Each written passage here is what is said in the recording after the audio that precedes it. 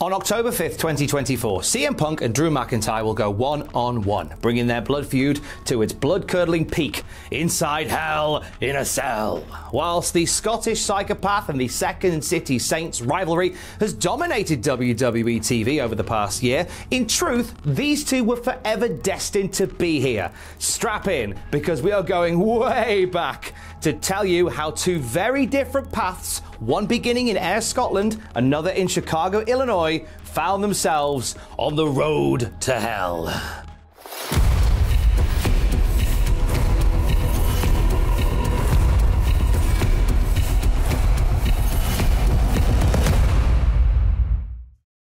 January 27th, 2014, CM Punk walks out of WWE. It comes a day after the 2014 Royal Rumble and happened in an office with Vince McMahon and Triple H just hours before Raw goes to air. Frustrated with not being given the recognition of the company's top dog despite being WWE champion, being pushed aside from his WrestleMania main event moment, and being a victim of the company's alleged medical negligence, Punk believed he had broken his body for nothing more than broken promises.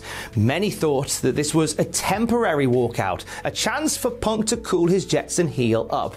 But CM Punk was in fact done with WWE, and by the looks of things, done with wrestling in general. On the same night, quite possibly whilst WWE were reeling from CM Punk's walkout and the seismic changes this would mean for WrestleMania, Drew McIntyre lost a tag team match to Los Matadors on a taping of Superstars. Drew was getting into a bit of a habit of looking at the lights on WWE telly. As one-third of the three-man band, Drew McIntyre, along with Jinder Mahal and Heath Slater, were jobbers with our portfolio, looking at the lights for every tag team in the division. There's a few cracks of light in this darkness, I hasten to add, such as a win on Main Event when WWE emanated from Manchester, and a live event victory over the Great Khali in Glasgow on November 2013. But other than that, Drew has had more L's than a Welsh town at this point, and his star has fallen dramatically since his 2009 debut as The Chosen One. Many, including former WWE road agent Arn Anderson, cite this meteoric push as Vince McMahon's future world champion as the reason for his downfall, a young man who struggled under the pressure of what was expected of him. Despite 161 days as Intercontinental Champion and a feud with then SmackDown GM Teddy Long, Drew's star fell, and he found himself forming a bond and a band with fellow nearly-wers at the time in Slater and Mahal. What didn't help Drew's mental state was, as McIntyre revealed in later interviews, there'd been some bad vibes between him and the now departed CM Punk. Drew never elaborated and for storyline reasons may have exaggerated, but he has said that Punk saw him as a threat, and instead of supporting him when he was on the way up, he was unpleasant towards him whilst he was trying to acclimatise to life in America. When you've got colleagues having a dig and you're not getting to where you need to be work-wise, it's all going to compound, isn't it? Drew McIntyre was cast into the creative purgatory, and the only way out of the matrix was to pull the mask off. After CM Punk had voted with his feet, Drew was thrown out headfirst, being released from his WWE contract as part of a round of roster cuts in 2014. When WWE reported the releases on their website, the headline read Brodus Clay, Evan Bourne, Teddy Long, Kurt Hawkins, and other WWE superstars released.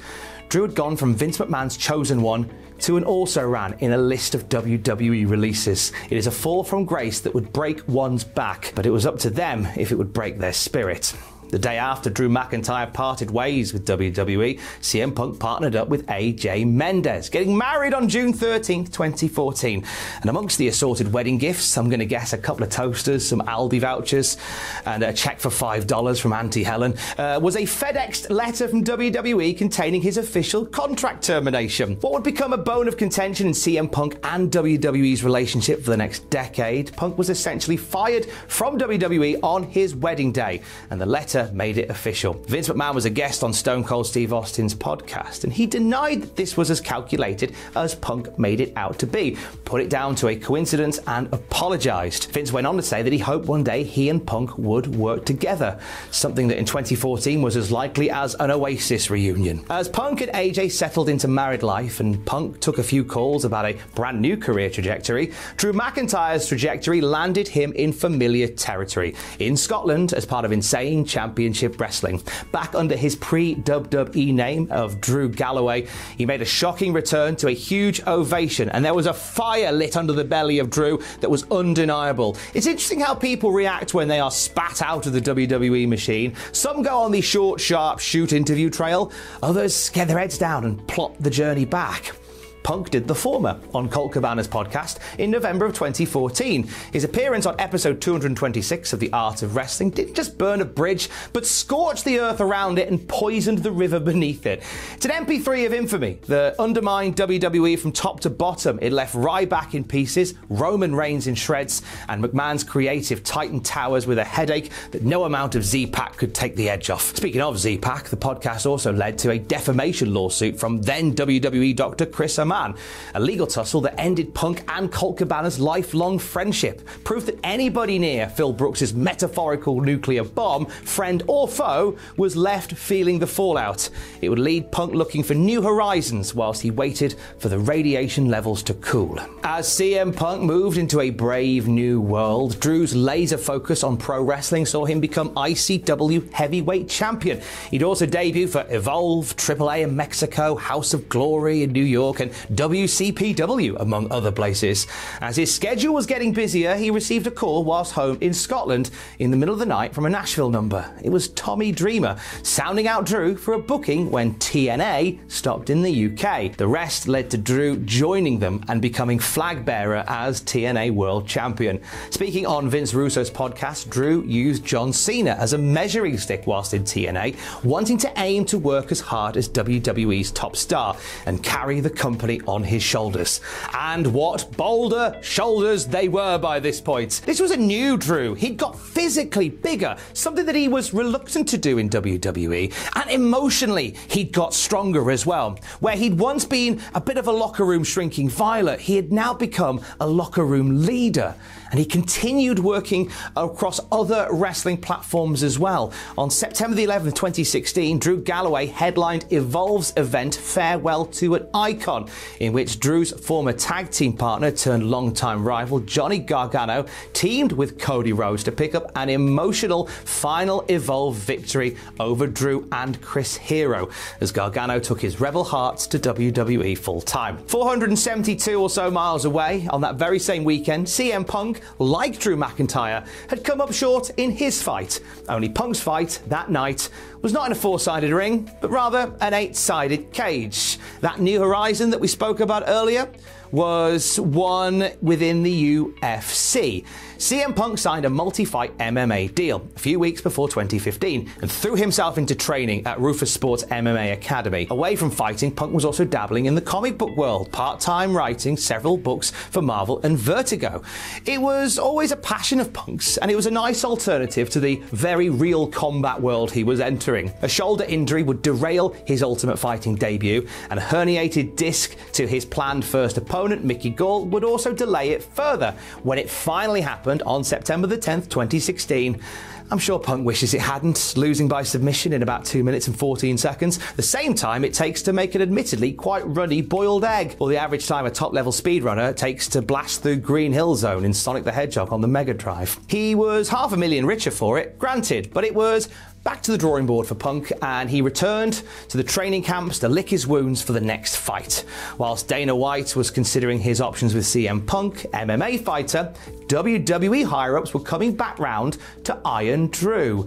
People were noticing the passion in the graft and the level up in the craft of Drew Galloway, in particular, certain office in Stamford, Connecticut. And it was during NXT's WrestleMania Weekend Takeover Orlando event in April of 2017 that Drew McIntyre stood from his designated seat in the front row and delivered a big old smile to the WWE Universe for the first time in several years. In an interview with WWE.com, Drew publicly thanked William Regal and Fit Finlay for their guidance when he needed it, and revealed how he turned his WWE firing negative into a positive, saying a lot of guys, when they leave the company, fall under the radar and are happy just to keep plugging along, hoping one day they'll get picked up again. That's not me. I'm not that kind of guy. I never go for second best. I want to show everybody that if you do your best job, if you believe in yourself and you work your ass off, you can do anything.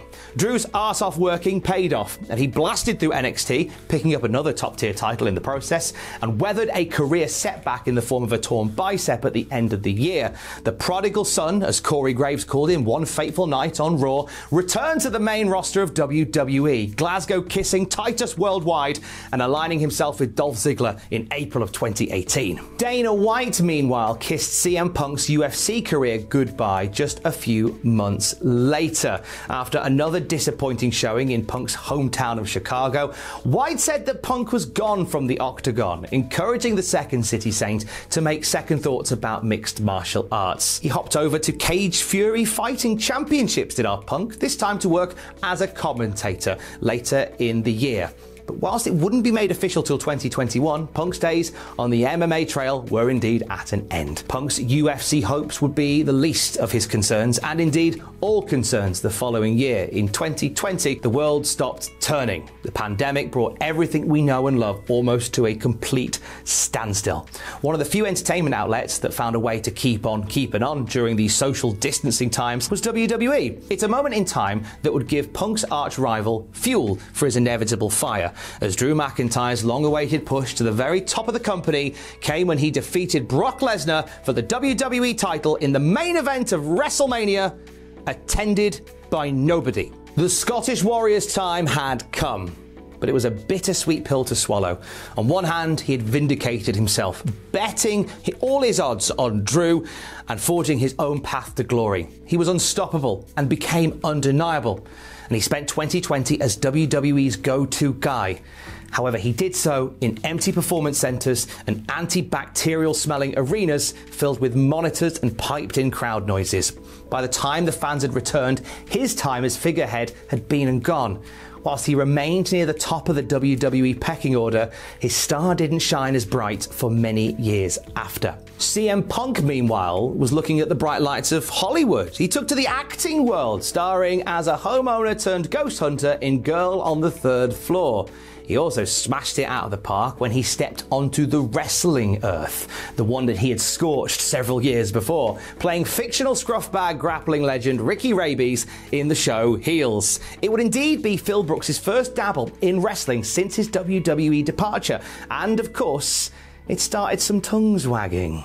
There was less momentum for Punk's soon-to-be nemesis Drew McIntyre at this time, however. SummerSlam 2021, August 21st, 2021, strangely, saw Drew, who had the year prior taken top billing, lost in the middle of the show in a 4-minute match with former three-man bandmate Jinder Mahal.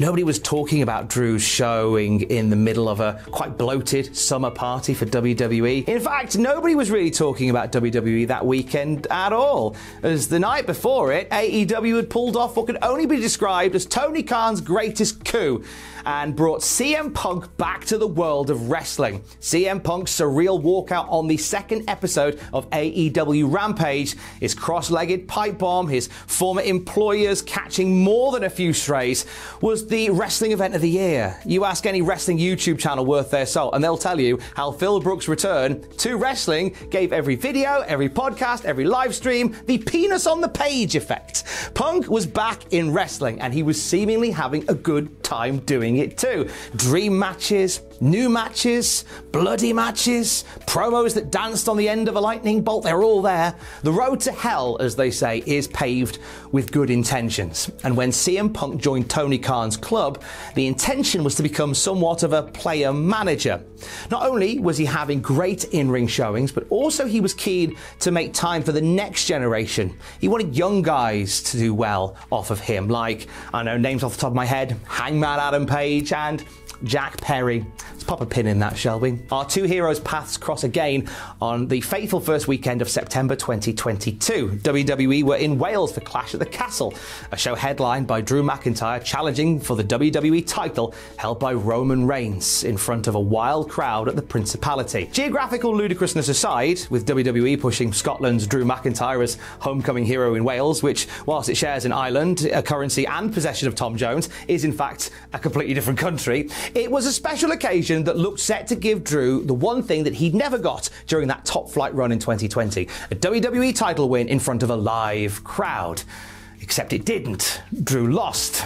He got to sing with Tyson Fury, though, something that Drew has since described as the worst moment of his entire career. All right, okay, cool. Win or lose, it was a show and a build that put Drew McIntyre back in the front of wrestling fans' minds.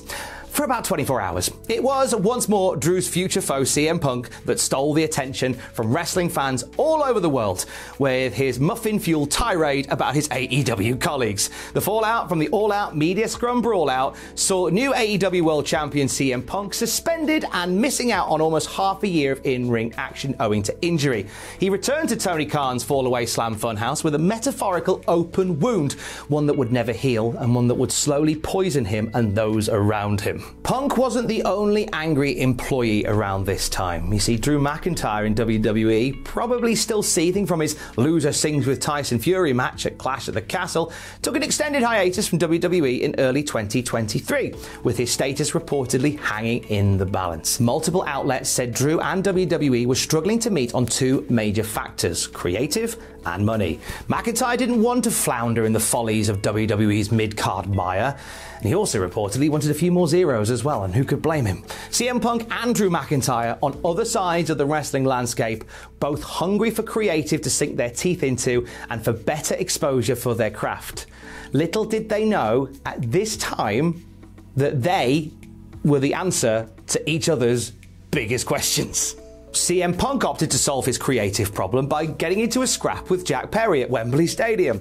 AEW All In, the company's biggest show to date, was almost curtailed when some shade from the former Jungle Boy would see Punk's Red Mist descend. A backstage scuffle ensued, one that the Young Bucks aired on AEW TV for reasons.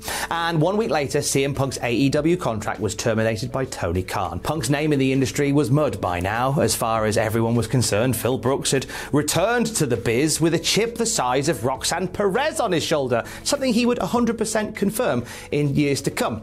And WWE's Seth Rollins had publicly declared that CM Punk was, quote, a cancer to wrestling. Not Drew McIntyre, though. No, he didn't speak of Punk. He was busy embracing a storyline heel turn, as opposed to a real-life one. Desperate for some reinvention, Drew finally got the chance to embrace the dark side as the summer died away. The crowd were ready to see this angry side of McIntyre, and he was back in the world title conversation by September, facing Seth Rollins for the new big gold belt at Crown Jewel, and joining forces with the nefarious Judgment Day at Survivor Series War Games. Whilst he was unsuccessful with his new bezies in the two-ring piece, history, which we have dissected throughout our time today, would repeat itself once more. The entire War Games match that Drew had fought in was overshadowed by an event that rattled the Allstate in Chicago. The nuclear winter had thawed, the ground beneath had healed, and CM Punk returned to WWE. Punk's comeback took the fans by surprise, as well as about 90% of the locker room. Reports say that the superstars competing in the War Games main event of Survivor Series were informed of Punk's impending arrival mere moments before they went out for the match, and this led to a mixed bag of reactions and emotions. Seth Rollins' very vitriolic display when Punk appeared on the top of the ramp after the Survivor Series main event concluded was very much the focus of the conversation. See, Rollins had been, as we've already mentioned, outspoken about CM Punk's AEW antics, and Seth was seemingly tapping into some very real rage when he locked eyes with comeback Punk. Drew McIntyre would become the conversation a short while later. He reportedly displayed his dismay in a different way. PW Insider and Fightful detailed how Drew walked back up the ramp after the match after Punk had appeared, stormed into his locker room, slamming the door shut behind him, picked up his bags, and left the arena visibly angry. It's fair to assume that this is merely part of the line blurring that comes from the return of one like CM Punk, who became the curator of creative that kept us guessing. Some opined that there was real frustration being displayed on the part of Drew McIntyre. You know, the guy who had carried the company during the darkest of times in the global pandemic, who had been the ultimate WWE professional in every interview and public appearance, who was unceremoniously pushed down the order of command when things got back to normal, and who had been a steel trap of trust for the company, hadn't been clued into this landscape-changing moment. When you know the journey Drew had been on, seeing that maybe his star was about to fall even further with the arrival of game-changing CM Punk, it's not hard to fathom that even if this walkout had been choreographed as a conversation starter, there was some legitimate beef under this grill. The divisive departure of Drew post-Survivor Series didn't last long, though. He was still very much the company man. He was at WWE's live event in Peoria, Illinois the following day. He did a backstage video promo for the live crowd where he semi-addressed the reports of his walkout, saying that he, quote, wasn't in a great place right now, before putting over his match that night in Peoria for the world title. He also referred to himself as Big Mac, a nickname that was both a trademark issue and, quite frankly, a bit crap. Was the walkout a real deal that creative were retrofitting? Was this all a bit of fake outrage to get the channels like us talking? When you consider that they were laying the foundations for some pipe bombs between CM Punk and Seth Rollins at this time, with Rollins refusing to even say his name for a point, something that would cause Joe Hendry a whole manner of problems, Drew McIntyre sticking his oar in seemed counterintuitive, surely.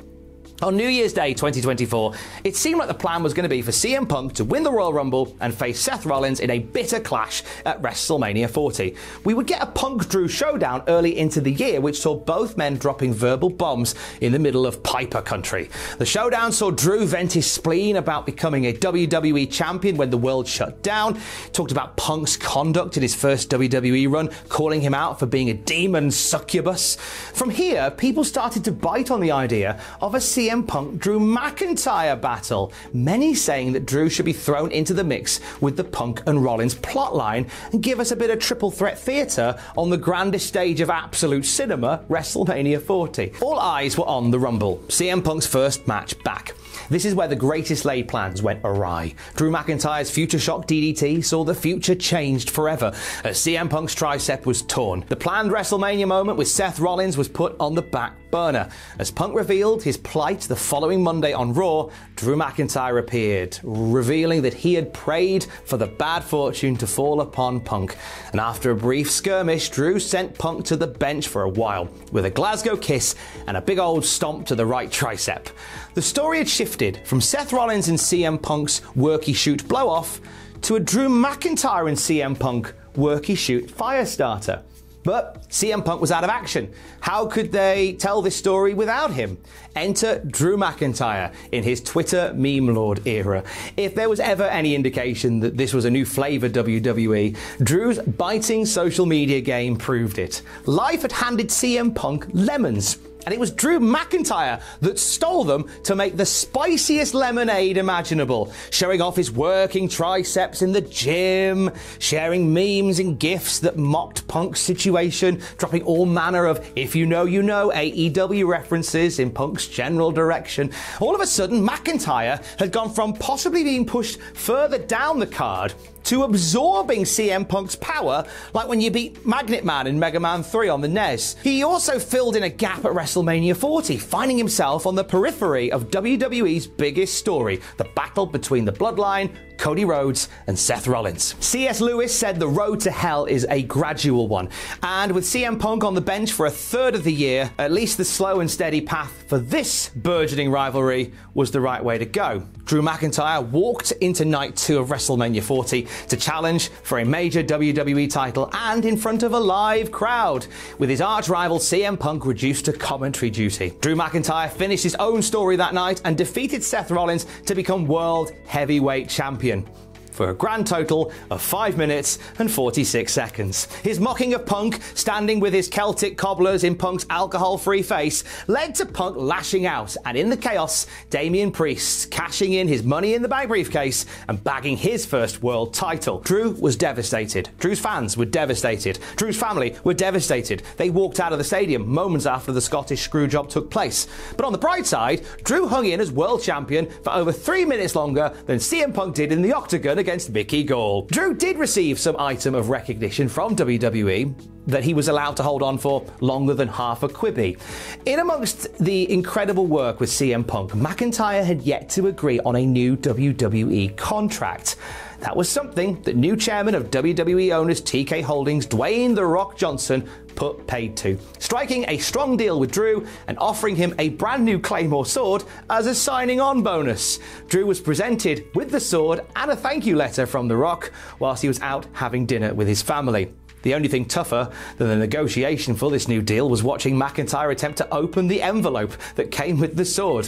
Why he didn't just use the sword as a comically sized letter opener is anybody's guess. Drew's career path was WWE all the way, as was CM Punk's. In this short run that featured one match, one triceps tear, and a brimful of pipe bombs, we'd seen a very different Phil Brooks to the one that had Tony Khan fearing for his life on Wembley Way. No falling out in lumps with colleagues and management, Punk had become a model employee, it seems, both in and out of the ring. He'd taken a firm interest in being part of WWE's present and future, using his time off the road to make regular trips to NXT to help younger talent like Cora Jade and Roxanne Perez find their feet. However, he and Drew found many ways through run-ins and tweet-outs to keep their creative juices flowing and keep their story alive. The story between Drew and Punk had been born out of some real-life issues, but the two of them recognised that by using that negative energy in a positive professional manner, there was money to be made. And they weren't wrong. A large amount of that money was printed in Scotland, in pound sterling. I know the notes look different to English pound notes, but they're still legal tender and you have to accept it, even if the shopkeeper has to shine that little light under it that goes red. And even if they give you a weird glare when you hand it over, that is legal tender. WWE presented Clash at the Castle 2, this time in Drew's real home country of Scotland. And sword-swinging McIntyre challenged world champion Damian Priest on home turf. McIntyre did the press rounds, and when WWE presented the Clash at the Castle kickoff show, it truly felt that something magical might be happening in the former Kingdom of Alba. However, clouds of doubt rolled overhead when CM Punk was snapped that weekend buying a Celtic shirt, a move that not only was done to rile Rangers superfan Drew, but also to very clearly announce his arrival in the country of the event. Surely they weren't going to screw Drew again on home turf and make him sing with Tyson Fury. Well, they didn't make him sing with Tyson Fury, at least. We know what went down that fateful night at the Hydro, don't we? McIntyre had it all sewn up with a claymore to the champ, but CM Punk, masquerading as a referee that had never learned the number 3, came close to causing a Glaswegian riot as Braveheart had his guts pulled out in front of his people by Punk and Damian Priest and WWE Creative alike. Whilst the record-setting crowd were deflated by the defeat of their defender, the bigger picture was clear. Of course, WWE's holiday in Scotland would serve to add even more fuel to the raging fire that was the Drew McIntyre CM Punk furnace. Drew responded to Punk's latest disrespect and management's willingness to let it happen by quitting WWE on the Monday after Clash. In real life, it was WWE giving Drew a chance to spend time with his wife, who had just had emergency surgery. Drew's return to WWE TV would be on SmackDown from Punk's home city of Chicago. He graced his hometown with his presence before presumably nipping off for a Mindy's. However, somebody had a very different muffin time planned for Phil.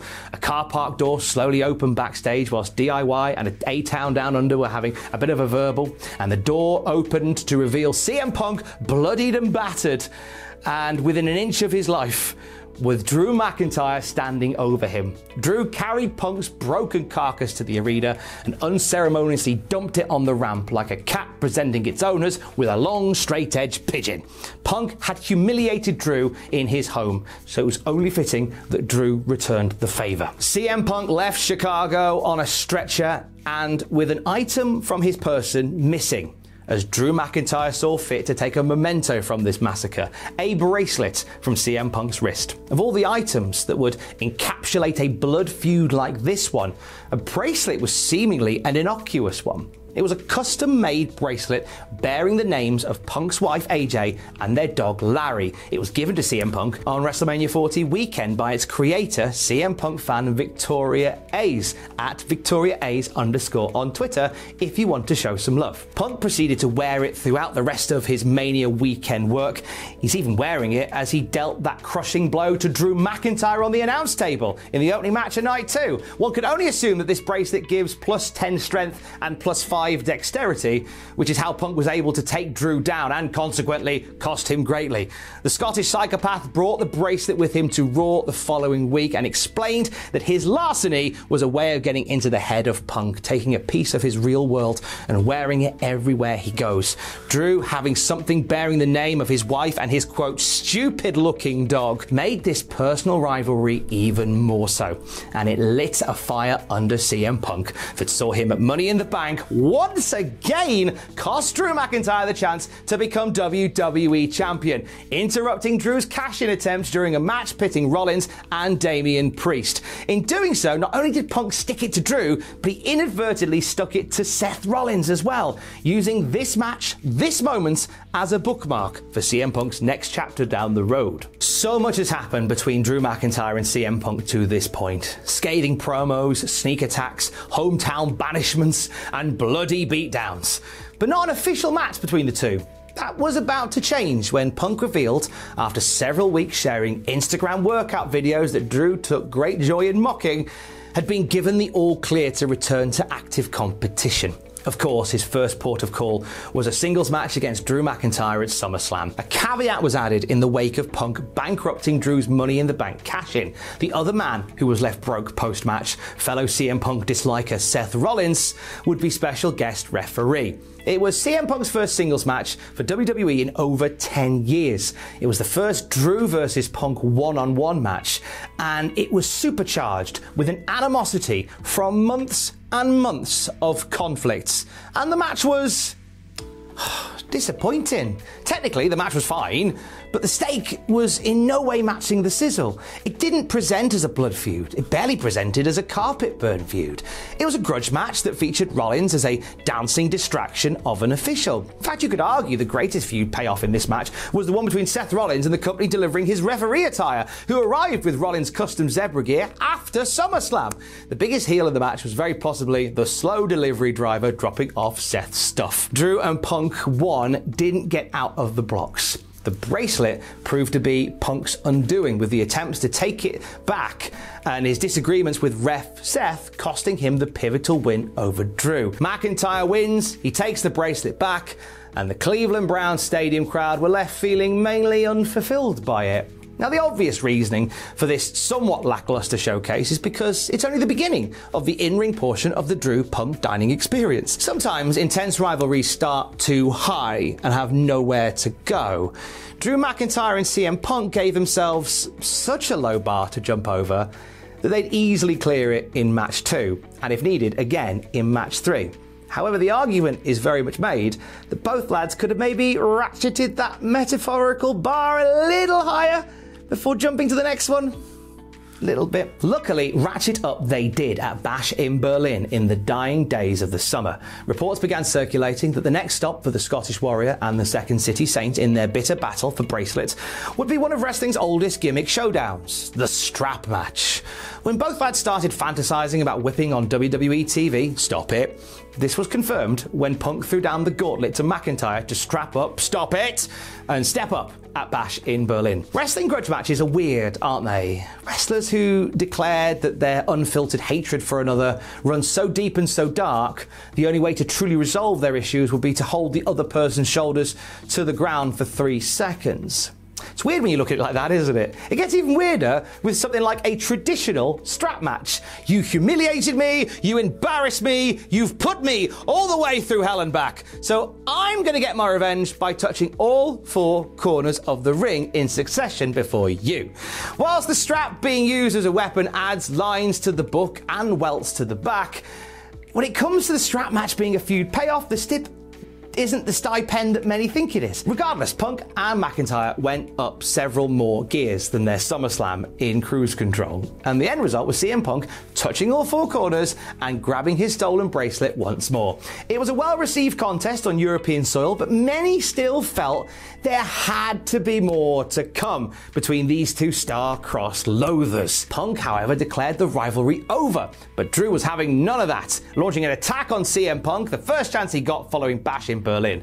He recalibrated what their rivalry was all about by knocking Punk down and destroying the bracelets. Oh! This dispelled any rumours that Punk wanted the bracelets so bad because it was in fact his Horcrux, but that's a rumour that didn't really leave the Harry Potter Facebook meme groups, I'll be honest.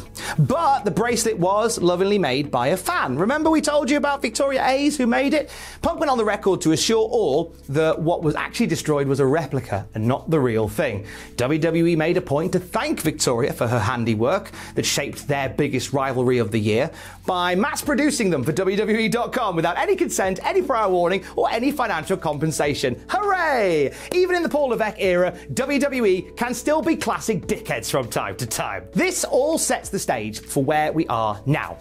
We're on the verge of the final outing between CM Punk and Drew McIntyre. WWE Bad Blood, the pay-per-view that brought us the first ever Hell in a Cell match, returns next month. And we mark the anniversary of the perverse, vile, diabolical structure with Punk and Drew stepping into WWE's blood feud-ending cage match on steroids. Since the announcement of Bad Blood's return to the WWE calendar, many prayed for this to happen, and it did. Drew and Punk's WWE war has to reach a violent crescendo, and it has to be a violent crescendo. Many have given the first two matches between CM Punk and Drew McIntyre a pass, feeling that they're just ramping up the rage, which will explode in the cage. Punk spoke on Raw about how his family had attempted to talk him out of this match to no avail. Both guys are doing a great job in reminding people just how big a deal it is to step inside Hell in a Cell, a match somewhat watered down over the last 10 years, with too many half-baked battles being broadcast from within the confines of the cell. If this really is the end, looking ahead, this has to be where Drew McIntyre and CM Punk leave no crumbs, leave no money on the table, and leave no unanswered questions. It's been a story, as we have seen, that has been bubbling for so long that they simply have to finish strong. It's not for us to demand of wrestlers anything. It's not. But this is a blood feud that needs blood. Angry weapon attacks, vicious chain-link chicanery, and at least one partaking of a Crimson Mask feels like the vibe this mother of all grudge matches needs. This sort of pitch, not too long ago in a WWE universe not that far away, would be unimaginable. However, WWE's PG era seems pretty gone at this point. And whilst we're not effing and jeffing through Raw and SmackDown and slicing and dicing on Friday nights, there is some spare cash in the till for some bloody payoffs. If WWE want to continue with claret, but only scarcely, this is a time to break the blood bank. In terms of who finally wins, honestly, if the match takes us to the depths of depravity that a story of this magnitude deserves, it doesn't matter. Both of these guys have taken their own paths to this point, and whoever wins, both destinies are forever changed. After all, regardless of the routes taken, both CM Punk and Drew McIntyre have taken the road to hell. Stay safe. Love you. Bye.